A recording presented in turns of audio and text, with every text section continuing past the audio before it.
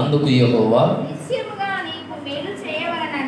నిశ్చయముగా నీకు మేలు చేయవలెనని నేను నిన్ను ఏం చేస్తున్నాను? బలపరచుచున్నాను.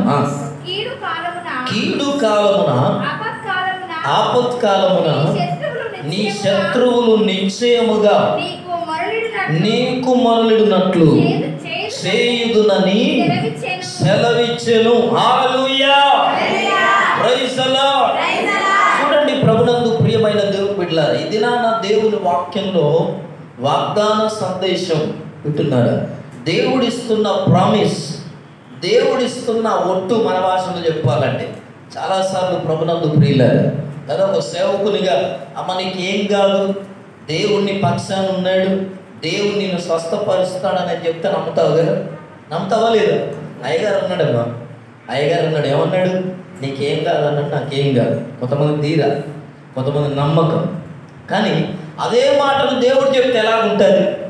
అందుకోసమే దేవుడు చెప్పాలంటే కళల్లో వచ్చి చెప్పడు, దేవుడు వచ్చి దర్శనం ఇచ్చి చెప్పడు, వాక్యం ద్వారా చెప్తాను నీతో. హల్లెలూయా. ఈరోజు ప్రభునందు ప్రియులారా, ఆయన సన్నిధికి కూడి వచ్చిన ప్రియమైన దేవుని బిడ్డలారా, అందుకు యెహోవా నిశ్చయముగా నీకు మేలు చేయవలనని నేను నిన్ను బలపరుచుచున్నాను. హల్లెలూయా. నీ జీవితంలో దేవుడు మేలు చేయాలని నిన్ను బలపరిచేది దేవుడు ఎందుకో తెలుసా? నీ జీవితంలో మేలు జరగాలని, నీ జీవితంలో సంతోషము రావాలని. దేవుడు ఎప్పుడు మనం ఆరాధనలు వాడుకున్నాం కదా, ఆయన మేలు చేసేవాడు, ఆయన మంచివాడు అని బైబిల్ చెప్తున్నాను. ఆయన ఎలాంటి వాడు? మంచివాడు, మేలు చేసేవాడు. ఎప్పుడు ఆయన ఎవరికి హాని చేయడు, ఎవరికి ఆయన ఆపద తలపెట్టడు. చాలామంది అనుకుంటారు దేవుడే నాకు కష్టం కలుగజేశాడు, నయోమిలాగా. ఏమనుకున్నదామే? దేవుడు నాకు విరోధి ఆయను అంటారు కదా. ఒక వ్యక్తికి దేవుడు విరోధి అయితే ఎలా ఉంటాడో నయోమిని చూడాలి మనం కదా. నయోమి జీవితంలో ఏం జరిగింది? ఏలే గారు ఏం జరిగింది నయోమి జీవితంలో? వచ్చిందా మీ ఇంటికి ఎప్పుడన్నా? రాలే, నిద్రపోకు, స్టార్ట్ అయింది ఇక. ప్రభునందు ప్రియుల చూడండి, బైబిల్ చెప్తున్న మాట, దేవుడైన యెహోవా, అందుకు యెహోవా నిశ్చయముగా నీకు మేలు జరగడానికి నేను నిన్ను బలపరచబోతున్నాను. నీ జీవితంలో సంతోషం రావడానికి, మేలు రావడానికి, ఆనందం రావడానికి, నీ జీవితంలో నువ్వు ఆరోగ్యం పొందడానికి దేవుడు ఎప్పుడు మన జీవితంలో ఏం కోరుకుంటాడంటే మేలు చేయవాలని కోరుకుంటాడు. వింటున్నారా? ఏం చేయాలనుకుంటాడు? మనం బాగుపడాలని కోరుకుంటాడు. మన తల్లిదండ్రులు ఎలాగో మన జీవితాలు బాగుపడాలని కోరుకుంటారో, వింటున్నారా? పరలోకమందున్న మన తండ్రి కూడా మన విషయంలో ఏం కోరుకుంటాడంటే, ఈరోజు ఆయన ఇస్తున్న వాగ్దానం, ఇదిగో నీకు మేలు చేయవలనని నేను నిన్ను బలపరచాలనుకుంటున్నాను. హల్లెలూయా. వింటున్నారా? నీ జీవితంలో మేలు చేయాలని దేవుడు కోరుకుంటాడు ఎప్పుడు కూడా. అయ్యా మరి ఆపదలు ఎందుకు వస్తున్నాయి? కష్టాలు ఎందుకు వస్తున్నాయి? రోగాలు ఎందుకు వస్తున్నాయి? బలహీనతలు ఎందుకు వస్తున్నాయి అంటే, ప్రభునందు ప్రియులారా, కారణాలు వెతుకు ఒకసారి. బైబిల్లో ఉన్న భక్తుల జీవితాల్లో ఆపదలు ఎందుకు వచ్చాయి? నువ్వు ఏదైనా చూడాల్సింది ఎందుకు తెలుసా? బైబిల్తో పోల్చుకోవాలి నువ్వు. అయ్యా ఎందుకు అవుతుందని కారణాలు ఎవరిని అడిగితే కారణాలు దొరకవు. బైబిల్తో పోల్చుకోవాలా, దేవునితో పోల్చుకోవాలా. దేవుడు ఏ విషయంలో నీకు కారణం, ఈ బలహీనత వచ్చిందో, ఈ సమస్య వచ్చిందో, ఈ కష్టం వచ్చిందో, ఈ కన్నీరు ఎదురైందో నువ్వు తెలుసుకోవాలి. దేవుని దగ్గర కూర్చోరు. ప్రభునందు ప్రియులారా, నయోమి జీవితంలో ఎందుకు ఆ కన్నీరు వచ్చేది, ఎందుకు కష్టం వచ్చేది, ఎందుకు విధవరాలుగా మారింది, ఎందుకు కోడళ్ళు విధవరాలుగా మారిపోయారు, యవన కాలంలో 3 స్త్రీలు భర్తలను కోల్పోయిన వారుగా మిగిలారు అనంటే, వాళ్ళు యెరూషలేమును విడిచిపెట్టి మోయాబుకి వెళ్ళిపోయారండి. హల్లెలూయా. ఈరోజు క్రైస్తవులు చేసే పని ఏంటో తెలుసా? యెరూషలేములో దేవుడును అని చెప్తే వింటున్నారా? శిష్యులకు చెప్పాడు.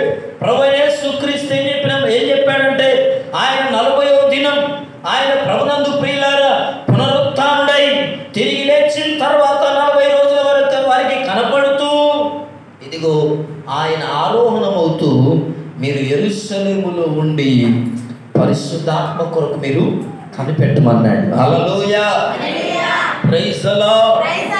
మనం దేవుని సన్నిధిలో కనిపెడితే ఆశీర్వాదం నీ దగ్గరికి వస్తాయి. ఆశీర్వాదం కొరకు ఎక్కడెక్కడో వెతుకుతుంటాం మనం. అయ్యా క్రైస్తవులారా, ఈరోజు నేను జ్ఞాపకం చేస్తున్నాను, దేవుని బిడ్డలారా నేను జ్ఞాపకం చేస్తున్నాను, నీకు ఆశీర్వాదం రావాలంటే లోకములో ఎక్కడ దొరుకుతుందని వెతికినా వెళ్ళినా అక్కడ నీకు దొరికే ఆశీర్వాదం తాత్కాలికమైంది. ఒకవేళ ఈరోజు నువ్వు కష్టపడి వెళ్ళి సంపాదించుకోవచ్చు, కానీ రేపు నిలబడకపోతే కష్టం కదా, రేపు ఉండకపోతే లాభం ఏంటి? ఎంతో మందిని మన కళ్ళ ముందు చూస్తున్నాం. ఎంతో మంది ఆస్తులు, అంతస్తులు, డబ్బు, అందచందాలు కలిగిన వారు, సంపాదించిన వారు, ఇదిగో మన కళ్ళ ముందే ఎన్నో పోగొట్టుకున్న వారిని ఎంతమంది చూడట్లేదు అంటున్నారు. ఒకప్పుడు బాగా బతికిన వారే ఇప్పుడు ఏమైపోయారు? వికారులుగా మారిన వాళ్ళు ఎంతమంది చూడట్లేదు. డబ్బు శాశ్వతము కాదు, ఆస్తి శాశ్వతము కాదు, ఆరోగ్యము శాశ్వతము కాదు. ఎందుకు ఈ మాటలు చెప్తున్నానంటే ప్రభునందు ప్రియులారా, అందుకోసమే మన దేవుడు మేలు చేయడం కొరకు ఏం చేస్తున్నాడు? ఆయన మనల్ని బలపరచడానికి ఇష్టపడుతున్నాడు, మనల్ని బలపరచడానికి ఇష్టపడుతున్నాడు. ఎందుకు ప్రభునందు ప్రియులారా? ఆయన మన జీవితంలో ఎల్లప్పుడూ మేలు చేయ ఉద్దేశించువాడట. ఏం చేయవాడు? అమ్మా ఏం చేస్తుంది? కొద్దిగా పోయి బర్రెలు కొట్టుకుంటారు, మందిరానికి వచ్చి నిద్రపోతారు. ఎట్లాగా వస్తారు? నిద్రపో, మందిరంలో నిద్ర రావద్దు, లైవ్ వెళ్ళిపోతుంది. నిద్ర ఎందుకు వస్తుందో తెలుసా? కారణాలు ఉంటాయి, కారణాలు ఉంటాయి. దానికి కూడా ఆవలింపులు ఎందుకు వస్తాయి తెలుసా? వాక్యం వింటప్పుడు కారణాలు ఉంటాయి. అందుకోసం చెప్తున్నాను ప్రభునందు ప్రియులారా, ఈ దినం మీ వాక్యం వింటున్న ప్రియమైన దేవుని బిడ్డలారా, ఇదిగో అందుకు యెహోవా ఏమంటున్నాడమ్మా? నిశ్చయముగా, నిశ్చయముగా, ఖండితముగా, నిజముగా అన్నట్టు. నిశ్చయముగా అంటే యేసుప్రభు మాట్లాడిన మాటల్లో కూడా నిశ్చయముగా అనేది వస్తారు. నిశ్చయముగా మీతో చెప్తున్నాను, నిశ్చయముగా మీతో చెప్తున్నాను. యేసుప్రభు ఏం చెప్పినా నిశ్చయంగా చెప్తాడు. హల్లెలూయా. దేవుడు మన జీవితాల్లో ఏం చేసినా నిశ్చయంగా చేస్తాడు తప్ప ప్రభునందు ప్రియులారా అటు కాదు. అందుకోసమే ఇదిగో వాక్యం చెప్తున్నమాట. ఈరోజు దేవుడు ఇస్తున్న వాగ్దానం ఏంటంటే, నీకు మేలు చేయవలనని నేను నిన్ను బలపరుస్తున్నాను. హల్లెలూయా. చదువు. బలపరుచున్నాను, కీడు కాలమున, ఆపత్కాలమున. నీ జీవితంలో ఇంతకంటే ఇంకేం రావు. అందుకోసమే ఆ రెండు మాటల్లో చాలా ఉన్నాయి. కీడు కాలమున నీ జీవితంలో కీడు ఎదురవుతుందేమో, ఆపదలు ఎదురవుతున్నాయేమో, కష్టాలు ఎదురవుతున్నాయేమో, కన్నీళ్ళు ఎదురవుతున్నాయేమో, పరిస్థితులు ఎదురవుతున్నాయేమో, అడ్డంకులు ఎదురవుతున్నాయేమో, అప్పులేమో, పిల్లల భవిష్యత్తు ఏమో, ఏదైనా కావచ్చు. బైబిల్ చెప్తున్నమాట, కీడు కాలమున, ఆపత్కాలమున నీ శత్రువులు నిశ్చయముగా నీకు మొరనిల్లున్నట్లు చేయుదును. హల్లెలూయా, హల్లెలూయా, ప్రైజ్ ది లార్డ్. ప్రభునందు ప్రియులారా, యోబు జీవితంలో కష్టం ఉన్నాడు. ఆయనకు వచ్చిన కష్టం అంతా ఇంత కాదు, మామూలుది కాదు కదా. ఆయన జీవితంలో ఏం జరిగిందో మనం బాగా పరిచయం, ఎప్పుడు మర్చిపోదు. ఏం జరిగింది? ఒక్కరోజే ఆస్తి నష్టం, ఒక్కరోజే పంట పోయింది, పొలం పోయింది. ఏమంటామమ్మా? గొర్రెలు, మందలు, మేకలు, ఒంటెలు ఉన్నాయని పోయారు, గాడిదలు పోయారు. తీరా చూస్తే పిల్లలు కూడా పోయారు, అన్నీ పోగొట్టుకున్నాడు. ఇంకా ఏం జరిగింది? పోతే అన్ని పోయారు, దేవుడు తీసుకున్నాడు, దేవుడు ఇచ్చాడు అనుకున్నాడు. తీరా చూస్తే నేనున్న పానం బాగుంటే, ఆరోగ్యం బాగుంటే పోయినాయని సంపాదించుకుంటాం అనుకుంటాం మనం. హల్లెలూయా. ఏది పోయినా ఏం కాదయ్యా, నేను ఒక్కరిని బాగుపడాలి కానీ అనుకుంటామా? అనుకోమా? నేను ఒక్కరిని బాగుంటే సార్, ఏది పోయినా ఏం కాదనుకుంటా. ప్రభునందు ప్రియుల. అందుకోసమే యోబు జీవితంలో ఏమైందంటే, ఆయన శరీరంలో కొరుకులు అవన్నీ వచ్చాయి. చిల్లపెంకి ఎత్తుకొని గీక్కున్నాడు, స్వరం వచ్చారు, రక్తం కారుతున్నప్పుడు కుక్కలు నాకు ఇదంతా తెలుసు మనకు. స్నేహితులు వచ్చారు, వాళ్ళు యోబును పదే పదే విసిగిస్తున్నారు. నువ్వు భక్తి చేస్తే ఇట్లెందుకు అవుతావు, నువ్వు నీకు మందుడు అయితే నీకు ఇట్లేం జరుగుద్ది, నువ్వు భక్తి పరుడు అయితే నీకు ఇట్లేం జరుగుద్ది, నువ్వేదో జరిగింది, ఏదో పొరపాటు అయింది, ఏదో తప్పు చేశావు, కదా, చాలా మాట్లాడతారు. యోబు గ్రంథం 42 అధ్యాయాలు ఉంటాయి. అవునమ్మా, అంతేనా కదా? 42 అధ్యాయాల్లో మొదటి 1-2 వచనాలు ఆయనకు వచ్చిన శ్రమల గురించి ఉంటే 3వ అధ్యాయం నుంచి 41వ అధ్యాయం దాకా స్నేహితులు మాట్లాడిందే ఉంటుంది. రోజు ఒకడు వచ్చి తలనొప్పి ఆయనకు ఊకే మాట్లాడేవారు. నువ్వు ఒకప్పుడు నీతిమంతుడు కదా, భక్తిపరుడు కదా, మంచిగా ఉండటం కదా, నీకెందుకు జరిగింది ఇట్లా? అసలు మాటలు మాట్లాడితే మనం అటే పోదు, ఎటు అవతల వాడికే పోదు, ఇటు రాకపోదు. హల్లెలూయా. అలా ఎంతో మంది విసిగించారు ఆయన. ఎందుకు ఈ మాటలు జ్ఞాపకం చేస్తున్నానంటే ప్రభునందు ప్రియులారా, యోబు జీవితంలో ఆశీర్వాదం ఎప్పుడు స్టార్ట్ అయిందంటే వాళ్ళందరూ వచ్చి విసిగిస్తేనట, వాళ్ళందరూ వచ్చిన మాటలకు వింటున్నారా, యోబు చిరాకు పడ్డాడో లేదో కానీ దేవుడు చిరాకు పడ్డాడు అని అన్నాడట. ఇదిగో నీ స్నేహితుల కొరకు నువ్వు ప్రార్థన చేయమన్నాడు దేవుడు. హల్లెలూయా. ఎవరి కొరకు చేయమన్నాడు? నీ స్నేహితుల కొరకు నువ్వు ప్రార్థన చేయమన్నాడు. 3 ప్రాణ స్నేహితులు ఉన్నారు యోబుకు. వాళ్ళ పేరు తెలుసా? ఎలిఫజు. అమ్మ ఒక్కొక్కళ్ళ పేరు వచ్చింది. ఇంకా తెలుసా మీకు? ఎవరికైనా వింటున్నాను. ఈ 3 స్నేహితులు, ప్రాణ స్నేహితులు రోజు వచ్చి మాట్లాడేవారు. కానీ దేవుడు ఎప్పుడైతే వాళ్ళ కొరకు ప్రార్థన చేయమన్నాడు, యోబు వారి కొరకు ప్రార్థన చేస్తాడట. అప్పుడు యోబు జీవితంలో ఏం జరిగిందో తెలుసా? ఆయన కోల్పోయిన అనారోగ్యాన్ని దేవుడు తిరిగి మరలా ఆయన దయచేసాడట. Hallelujah. Praise the lord. Hallelujah. దేవుడు నిన్ను ఎందుకు బలపరచాలనుకుంటున్నాడు అంటే నీ జీవితంలో మేలు నువ్వు చూడాలా. ఈరోజు వాక్యం ఏంటున్న ప్రియ సహోదరి, ప్రియ సహోదరుడా, దేవుడు మేలు చేసేవాడు అంటే దేవుడు ఎందుకు ప్రభునందు ప్రియులారా మనల్ని బలపరుస్తాడు, మనల్ని దీవిస్తాడంటే మనం మేలు చూడవలనని. హల్లెలూయా. మనం ఆరోగ్యం పొందవలనని. కీడు కాలంలో, ఆపత్కాలంలో నీ శత్రువులు వచ్చి ఏమంటారు తెలుసా? ఏమన్నారంట? నీకు మొరలిడినట్లు నేను చేస్తాను. వింటున్నా? నేను ఏదో మాట్లాడేవారు, వీళ్ళు మాట్లాడారు. 3 స్నేహితులు వచ్చి యోగుతో ఇట్లా అట్లా అని మాట్లాడారు రకరకాలుగా. ఎందుకు ఈ మాటలు జ్ఞాపకం చేస్తున్నానంటే ఇది సరే, ఇది నా వాక్య భాగంలో ప్రభునందు ప్రియులారా ఇంకా చాలా విషయాలు ఉన్నాయి. కానీ నేను ఒక విషయం చెప్పి ముగింపులు తీసుకొస్తాను. దేవుడు ఎల్లప్పుడూ మనందరి జీవితాల్లో మేలు చేయడానికి ఉద్దేశించే దేవుడు. చెప్తాం అందరం కూడా. భగవంతుడు చెప్పండి, దేవుడు ఎప్పుడు మన జీవితాల్లో మేలు చేయవాడు. ఆయన పేరు అది. ఏం చేసేవాడు ఆయన? మేలు చేయవాడు కదా, మంచివాడు ఆయన, మేలు చేయవాడు. ఎవరైనా మనం ఆరాధిస్తున్న దేవుడు ఎప్పుడు మన జీవితాల్లో మేలునే ఆలోచిస్తాడు. ఏం ఆలోచిస్తాడమ్మా? మేలునే ఆలోచిస్తాడు, మంచినే ఆలోచిస్తాడు, మన భవిష్యత్తు గురించి ఆలోచిస్తాడు. వింటున్నారా? మన అవమానాల గురించి ఆలోచిస్తాడు, మన నిందల గురించి ఆలోచిస్తాడు, మన బాధల గురించి ఆలోచిస్తాడు, మన కన్నీళ్ళ గురించి ఆలోచిస్తాడు. ఎందుకో తెలుసా? ఇదిగో ప్రభునందు ప్రియులారా, నీ జీవితంలో ఇప్పుడున్న స్థితి నుంచి నువ్వు పైకి వచ్చినట్లుగా ఆయన నిన్ను బలపరుస్తాడు.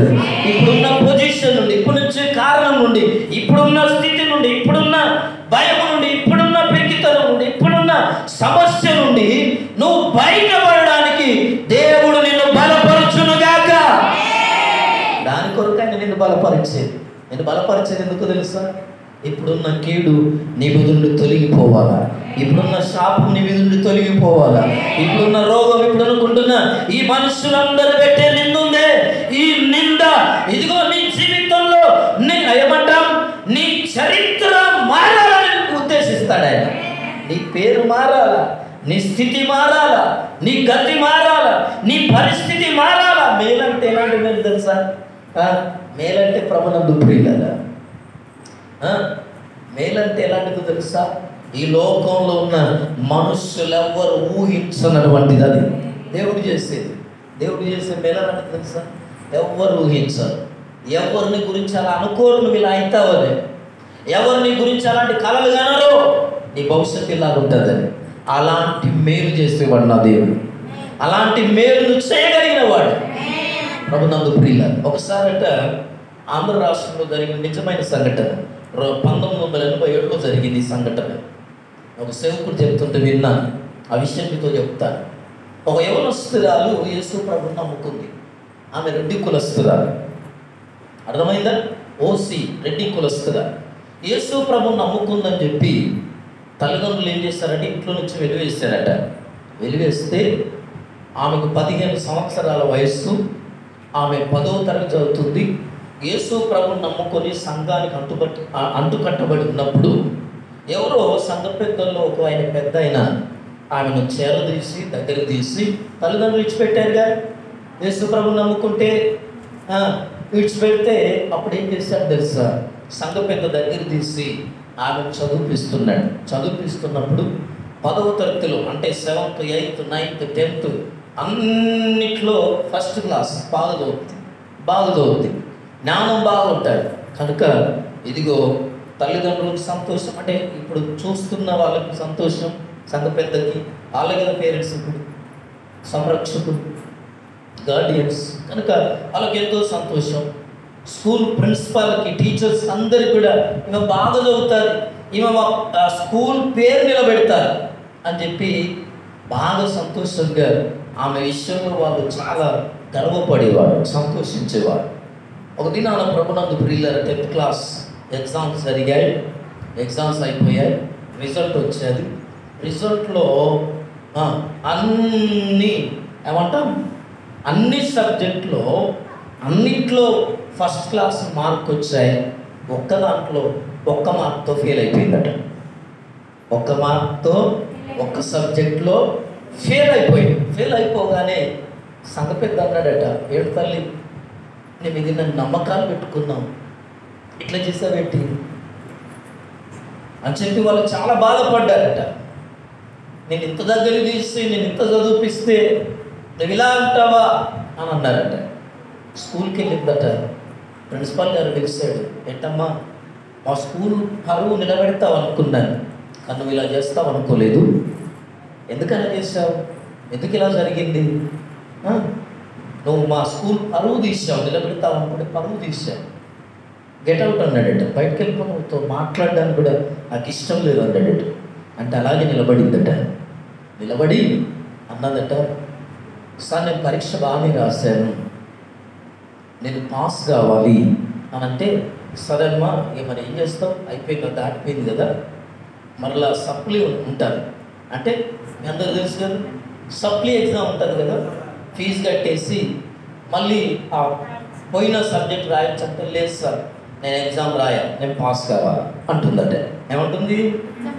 నేను ఎగ్జామ్ రాయను, నేను ఫీజు కట్టను, నేను పాస్ కావాలి అంతేం చెప్తుంది. ఏంటమ్మా పిచ్చి పెట్టింది దానికి? ఏమన్నా ఎగ్జామ్ రాయను, నేను పాస్ కావాలి, ఎట్లా పాస్ అవుతావు ఎగ్జామ్ రాయకుంటే?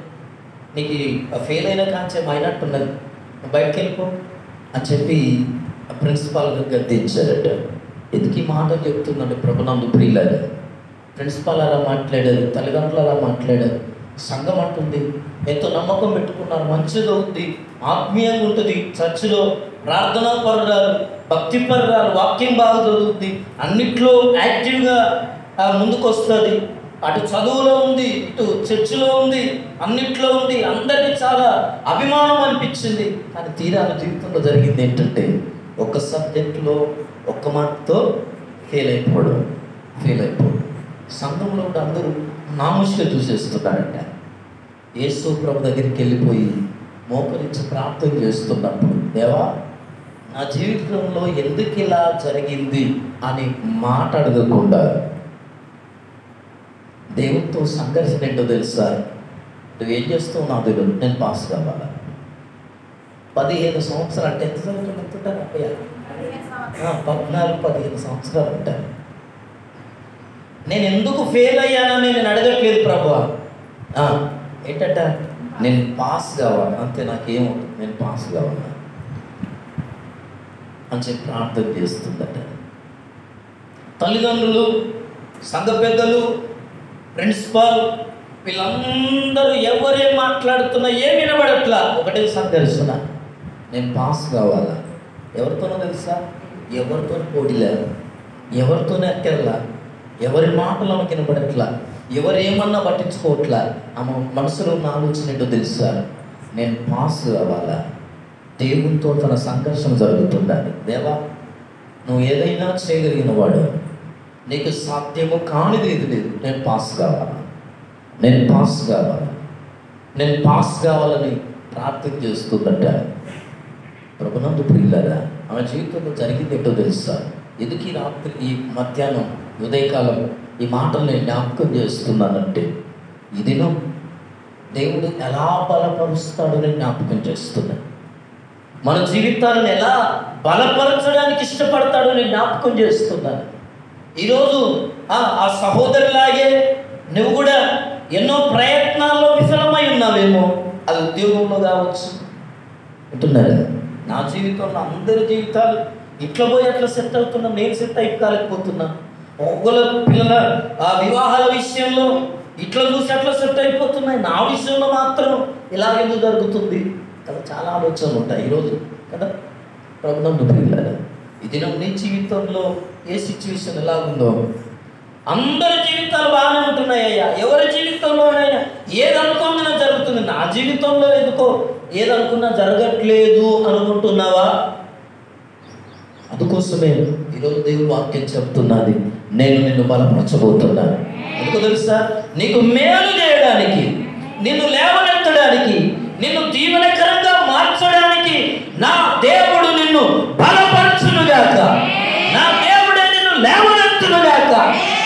ఎందుకు విషయం చెప్తున్నాను ప్రభునందు ప్రియులారా? ఆమె సంఘర్షణ హృదయంలో దేవుడితో, ప్రభువా, అందరి జీవితంలో చర్చకు వస్తున్నారు, ఇట్లా వచ్చిన వాళ్ళు ఇట్లా దీవెన పొందుతున్నారు, ఇట్లా వచ్చిన వాళ్ళు ఇట్లా ఉద్యోగం దొరికిస్తుంది, ఇట్లా వచ్చిన వాళ్ళు ఇట్లా వివాహం అయిపోతుంది, ఇట్లా వచ్చిన వాళ్ళు ఇట్లా బాగుపడిపోతున్నారు, ఇట్లా వచ్చిన వాళ్ళు ఇట్లా అనుకుంటావా లేదా? అయ్యా, మొన్న వచ్చిన ఈమె బాగా అయిపోయింది, ఆమె బాగా అయిపోయింది, ఆమె ఇట్లా అయింది, ఈమె ఇట్లా అయింది, ఈమె జీవితం కట్టబడ్డది, ఆమె జీవితం కట్టబడ్డది, నా జీవితంలో ఎందుకు నేను ఇట్లా ఉండిపోతున్నాను? ఈరోజు నీ సమస్య అదేనేమో, ఈరోజు నీ కారణం అదేనేమో ప్రభునందు ప్రియులారా. అయితే ఆ యవనస్తురాలు జీవితంలో దేవునితో సంఘర్షణ జరిగిన తర్వాత జరిగింది ఏంటంటే, అప్పుడు సీఎంగా ఎన్టీ రామారావు ఉండినట్ట 1987లో. అంటున్నారు, సీఎంగా ఎన్టీ రామారావు ఆయన రాష్ట్ర ముఖ్యమంత్రి ఉన్నప్పుడు ప్రభుత్వము ఆయన పదవిలో నుంచి ఆయన తీసేసిందట ఎన్టీ రామారావు. ఒకవేళ మీరు ఒక చరిత్రకి చూసినట్లే ఉంటుందేమో, సేవకుడు చెప్తున్నాయి. పదవిలో నుండి ఆయన తొలగిస్తే వింటున్నారా, కొద్ది రోజులు నాదెండ్ల భాస్కర్ రావు అనే ఆయన సీఎంగా కొద్ది రోజుల ఒక రోజు సీఎంగా ఎక్కాడట. ఆయన ఎక్కిన ప్రభునందు ప్రియులారా, మొదటి సిగ్నేచర్ చేసిన సంతకం ఏంటో తెలుసా? మొట్టమొదటిగా ఆయన ముఖ్యమంత్రిగా ఎక్కిన తర్వాత ఆయన ఫైల్ మీద సంతకం పెట్టిన సంతకం ఏంటంటే, 10th క్లాస్లో 1 మార్కుతో ఫెయిల్ అయిపోయిన వాళ్ళను ఆ 1 మార్క్ ఇచ్చి పాస్ చేయమని చెప్పి ఏం చేశాడు తెలుసా? పాస్ చేయించాడట. దాని మీద ఆ బిల్లు మీద సంతకం పెట్టాడట. చూడండి, ఎందుకు ఈ మాటలు చెప్తున్నాడు? ఆమె చెప్పడానికి అర్థం చెప్పాలా? మంచిదే. ఆమె ఎంతగా చెప్పగలుగుతున్నామో అలాంటి కార్యాలు మనం పొందగలగాల, అలాంటి కార్యాలు చూపించగలగాల. ఈ సమాజానికి దేవుణ్ణి పరిచయం చేసేవాళ్ళు ఎవరు? దేవుని కార్యాలు చూపెట్టేవారు ఎవరు? నా దేవుడు నిన్ను బలపరిచేవాడు ఉన్నాక నువ్వు నిలబడలేకపోతే ఎట్లా? నరపుత్రుడా, నువ్వు చక్కగా నిలబడము, నేను నీతో మాట్లాడతానన్నాడు కదా. ఎముకల లోయలను తీసుకెళ్ళి నిలబెట్టాడా? ఎంచుకెళ్ళి ఈ సమాజంలో దేవుడిని నిలబెడతాడు. నీ బంధువుల మధ్య దేవుడు నిన్ను నిలబెడతాడు. దేవుడు నిన్ను వాడుకుంటున్నప్పుడు నువ్వు వాడబడాలా? నువ్వు దేవుని కార్యాలు ఈ సమాజానికి చూపించాలా? ఈ మాటలు చెప్తున్నాడు ప్రభునందు ప్రియులారా. వింటున్నారా? ఆ నాదెండ్ల భాస్కర్ రావు అనే ఆ సీఎం చూడండి, ఈ అమ్మాయికి దేవుడు 1 మార్క్ ఇవ్వడం కొరకు ఈ అమ్మాయిని 10th క్లాస్ విషయంలో పాస్ చేయడానికట ఆయన రాజ్యాలను మార్చాడు, అధికారులను మార్చాడు, ప్రభుత్వాలను మార్చాడు. అంటున్నారా? ఎందుకు విషయం చెప్తున్నాంటే ప్రభునందు ప్రియులారా, నిన్ను బలపరచడానికి నా దేవుడు ఏదైనా చేయగలుగుతాడు. ఆ అమ్మాయికి చేశాడే. 15 సంవత్సరాల అమ్మాయికి నీకు 18 ఏళ్ళు ఉన్నాయి, నీకు 30 ఏళ్ళు ఉన్నాయి, నీకు 20 ఏళ్ళు ఉన్నాయి, మంచి యవనస్తుడు, మంచి బలశాలివి, మంచి ఆరోగ్యం కలిగిన వ్యక్తివి. నువ్వు విశ్వసించలేవా? నువ్వు ప్రార్థన చేయలేవా? నువ్వు దేవుని బలమును పొందుకోలేవా? బలపరిచేవాడు ఉన్నాడుగా నీకు, అవునా కదా? నీకు మేలు చేయడానికే ఆయన నిన్ను బలపరచాలనుకుంటున్నాడు.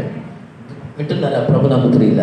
జరిగింది ఏంటంటే ఆయన ప్రభుత్వాన్ని మార్చి, రాష్ట్ర ముఖ్యమంత్రిని మార్చి, ఇదిగో మొదటి సంతకం ఆ ఫైల్ మీద సైన్ చేసి ప్రభునందు ప్రియులారా ఆ అమ్మాయి జీవితంలో దేవుడు అద్భుతాన్ని చేయించాడు. ఆయన బలపరచడం అంటే ఎలాంటిదో తెలుసా? ఆయన బలపరిస్తే నిన్నెవ్వరు ముట్టుకోరుగా.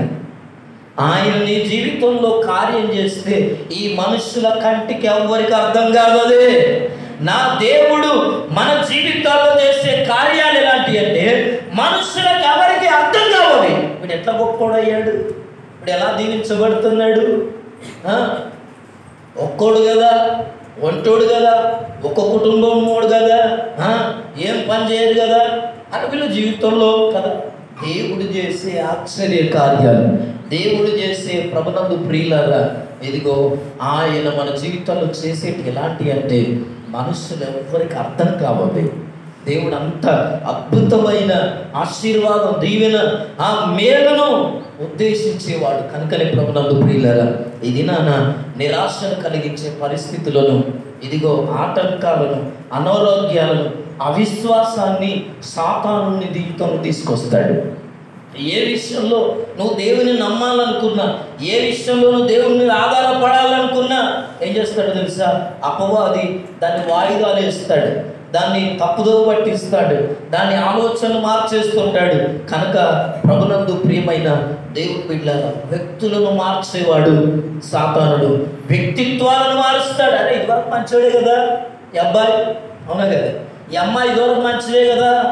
సాతానుడు జాగ్రత్త, వ్యక్తులను, వ్యక్తిత్వాలను, కుటుంబాలను మార్చేవాడు. కనుక వారి చేతిలోనూ పడకుండా దేవుడు నీ జీవితంలో మేలు చేయనట్లుగా ఆయన నిన్ను బలపరిచినప్పుడు నువ్వు బలం పొందుకోవాలి. ఆయన నీకు మేలు చేస్తున్నప్పుడు ఆ మేలుతో నువ్వు ఏం చేయాలమ్మా? మేలును పొందుకునే స్థానంలో ఉండాలి. దేవుడు మేలు చేసే సమయానికి, దేవుడు దీపించే సమయానికి కొంతమంది లేచిపోతుంటారు, కొంతమంది ఆటంకపరచబడుతుంటారు, కొంతమందిని ప్రభునందు ప్రియులారా అడ్డగిస్తుంటారు అపవాది. ఆశీర్వాదం రాకుండా, దీవెన రాకుండా, కొన్ని ప్రార్థనలకు ముగింపు ఇచ్చే సమయానికి ఆ ప్రార్థన మానేస్తారు. కొంతమంది ప్రార్థనలకు ముగింపు వచ్చే సమయానికి ఆ ప్రార్థన టాపిక్ మానేస్తారు. ఇంకేం రోజు చేస్తాం, బంద్ చేయ ప్రార్థన, నువ్వు చేయకు నా ముందట ఆ ప్రార్థన అంటారు కొంతమంది. ఎందుకు ఈ విషయాలు చెప్తున్నా అంటే ప్రభునందు ప్రియులారా, రెండవ దినవృత్తాంతములు 16:9 మనం చదువుకొని ముగించుకుందాం. కీర్తన 31:8, రెండవ దినవృత్తాంతములు 16:9. తన ఎడల యథార్థ హృదయము కలిగిన వారిని బలపరచుటకై యెహోవా కనుదృష్టి లోకమందంతటా సంచారము చేయుచున్నది. హల్లెలూయా. చూడండి, తన ఎడల ఎవరైతే దేవుని పట్ల యథార్థమైన హృదయము కలిగిన వారు ఉంటారో, ఎవరి పట్ల అమ్మా? దేవుని పట్ల. నేను ఎప్పుడు అదే చెప్తాను, మీకు బోధించే బోధే నేనేం చెప్తానంటే, దేవునికి నీ హృదయం చక్కగా ఉన్నదో చూసుకో. మనుషులను మెప్పించుకోవాల్సిన పని లేదు. మనుషులు మంచిగా ఉంటూ వస్తారు, డబ్బు ఉంటూ వస్తారు, మనుషులు ఆరోగ్యం ఉంటూ వస్తారు, మనుషులు నీ దగ్గర ఉంటున్నారా కాస్త పచ్చిగా ఉంటూ వస్తారు, ఎండిపోయినాక ఎవరు రారు, బాగలేకపోతే ఎవరు రారు. మంచిగా ఉన్నప్పుడు మావాడు ఏందనుకుంటాను, మావాడు ఏంటని చెప్తారు. మంచాన పడ్డాక చెప్తారు, ఎవడైనా మాట్లాడతాడా? వస్తాడా? కూర్చుంటారా? మాట్లాడరు. మంచిగా ఉన్నప్పుడు వారం రోజులు వచ్చి ఉంటారు, మంచాన పడ్డప్పుడు వచ్చి ఉంటారా? ఉండరు. అందుకోసమే ప్రభునందు ప్రియులారా, తన ఎడల యథార్థ హృదయం కలిగిన వారిని బలపరచడానికి, ఎవరైతే దేవుని ఎదుట తమ జీవితాలను సరిచేసుకోవడానికి, దేవునికి తమ యథార్థతను, నీతిని, భక్తిని ప్రభునందు ప్రియులారా కలిగి ఉంటారో వారిని బలపరచదకయ్యట ఏం చేస్తున్నాడు దేవుడు?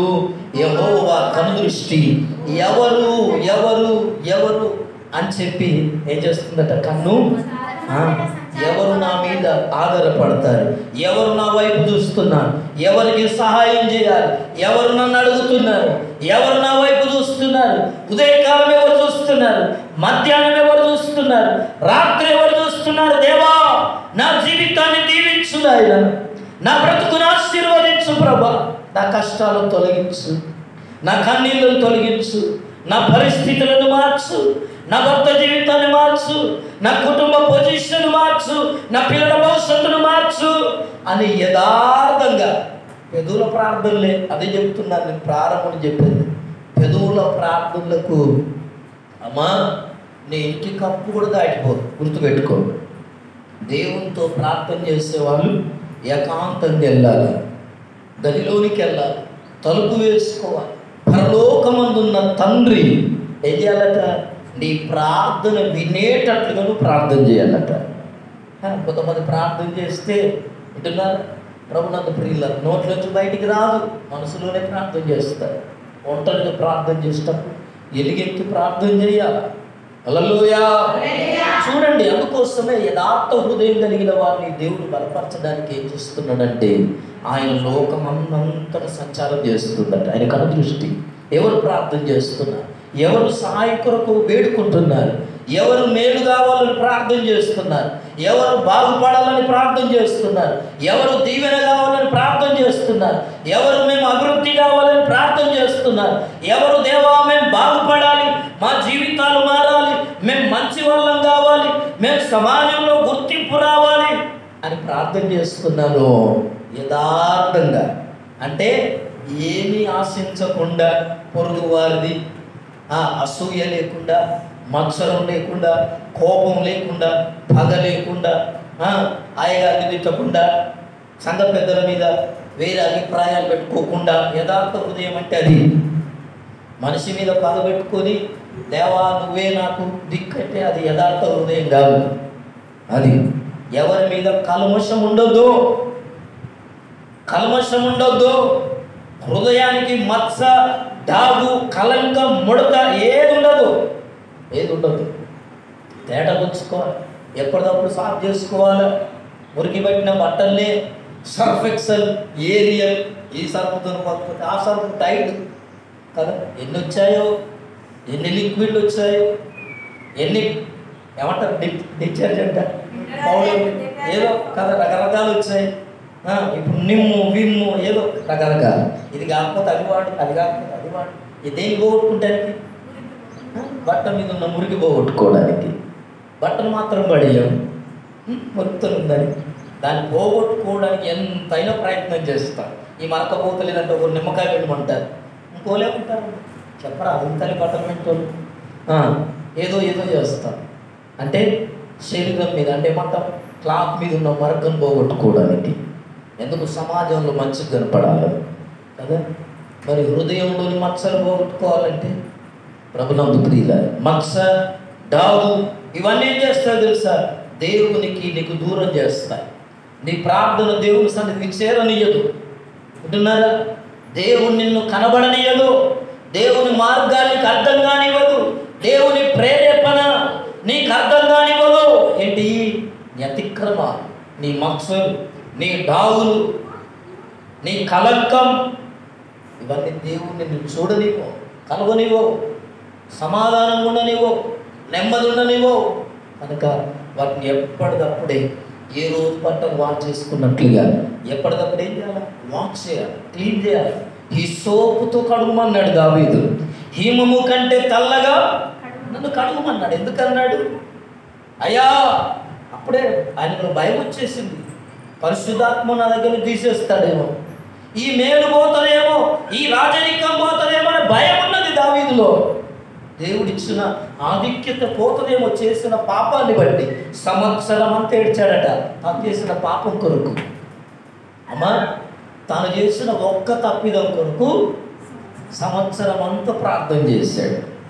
మనం ఎన్నో మూట కట్టుకొని, ముళ్ళె పెట్టుకొని, బ్యాగ్ వేసుకొని వెళ్ళిపోయిన వాళ్ళకి ఏమైందట? కళ్ళు గమిలి పోయినాము, మనిషి దూరిండు కానీ బ్యాగు దూరట్లా, బ్యాగు దూరలో అట్లాంటి పరిస్థితి అన్నాడు.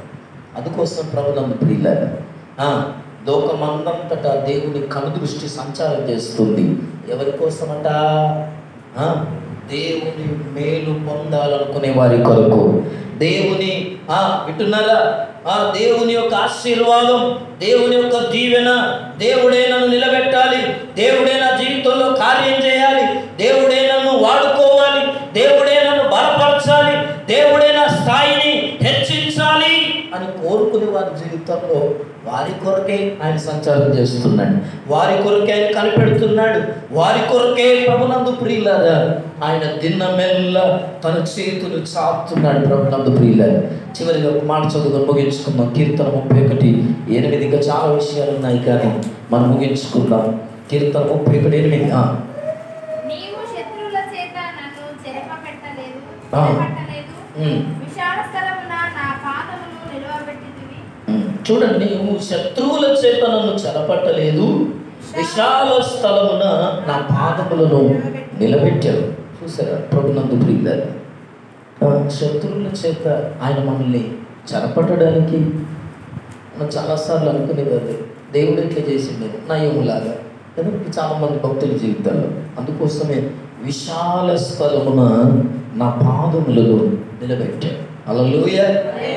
ఆయన మనల్ని విశాల స్థలములో, శాంతికరమైన స్థలములలో, పచ్చిక గల చోట్లో, ఆరోగ్యకరమైన వింటున్నారా స్థలములో ఉండాలని కోరుకుంటాడు. మేలు చేయవాడంటే ఎప్పుడు ఆరోగ్యంగా ఉండాలి, ఎప్పుడు మంచి స్థలంలో ఉండాలి, ఎప్పుడు పరిశుద్ధంగా ఉండాలి, ఎప్పుడు పవిత్రంగా ఉండాలి, ఎప్పుడు కలంకమైన, మచ్చైన, డాగైన, ముడతైన ఇదేవి అంటనివ్వకుండా. ఎందుకంటే అవి అంటితే వింటున్నారా ఎన్ని రోజులు మార్చిపోయిన బట్టలు, మురికి బట్టలతో ఉండగలుగుతాం? మనం ఉండలేము. మురికి బట్టలు వేసుకునేవాడు మన ముందు నడిచాడు అనుకో, మనం చూసి పల నమ్మము పళ్ళ నిగలబెట్టి. ఎందుకని? మరకలు కనపడుతున్నాయి, మచ్చలు కనపడుతున్నాయి. ప్రభునందు ప్రియులారా, దేవుడు విశాలమైన స్థలములో మనం నిలబెట్టాలనుకుంటాడు. హల్లెలూయా. Praise the lord. ఆయన శాంతికరమైన జనముల యొక్క, పచ్చిక కలిగిన చోట్ల, మేలుకరమైన స్థలములలో ఆయన మనం ఉంచాలని కోరుకుంటాడు. అందుకోసమే ఇది నా వాక్యం వింటున్న ప్రియ సహోదరి, ప్రియ సహోదరుడా, దేవుడు అందుకోసమే మనల్ని బలపరచడానికి ఇష్టపడుతుంది. ఎందుకు బలపరచాలని ఆయన ఇష్టపడుతున్నాడంటే మన జీవితం ఇలా ఉండడం ఆయనకి ఇష్టం లేదు. ఈరోజు నీ జీవితం ఇలా ఉండడం, ఈరోజు నీ జీవితంలో ఇలా నలిగిపోవడం, ఇలా కష్టాలతో ఉండడం, ఇలా కన్నీళ్లతో ఉండడం, ఇలా శ్రమలతో ఉండడం, ఇలా బాధలతో ఉండడం, ఇలా రోగిగా ఉండడం, ఇలా బాధగా ఉండడం, ఇలా రంజితో ఉండడం దేవునికి ఇష్టం లేదు. అందుకోసమే ఆయన నిన్ను బలపరచడానికి ఇష్టపడుతున్నాడు. మోకరిద్దాం, ప్రార్థన చేద్దాం. ఆయన బలపరచడానికి ఇష్టపడుతున్నాడు. ఎలా, ఎందుకు బలపరుస్తున్నాడో తెలుసా?